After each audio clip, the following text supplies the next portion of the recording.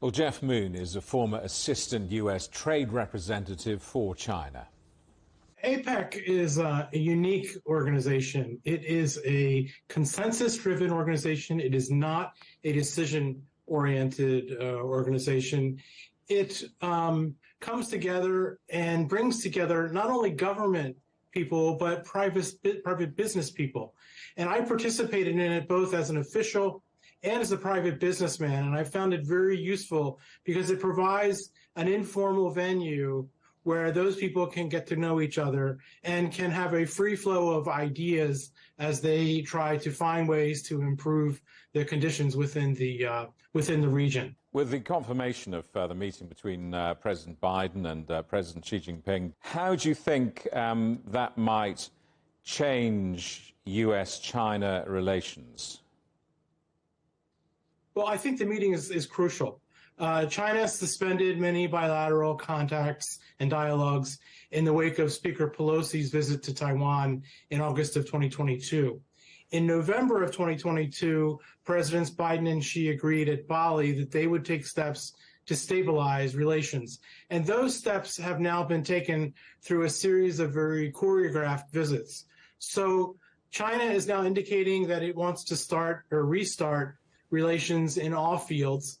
And I think that process is going to begin and be formalized at the meeting between Presidents Biden and Xi. So it's very important that they get together and that they tell their countries and their officials to let's get working again. Both China and the United States have expressed their shared interest in trying to prevent the escalation of the Israel-Hamas conflict. Is that going to change anything? Is anyone really listening to the world's two superpowers? I think they are, but let's be honest here. The Middle East conflict has been going on for decades, and we have been unable to reach a solution through all that period. What the superpowers can do, though, is exercise whatever influence they have in the region to get the parties to moderate their behavior and to get to negotiating to try to find some kind of a settlement.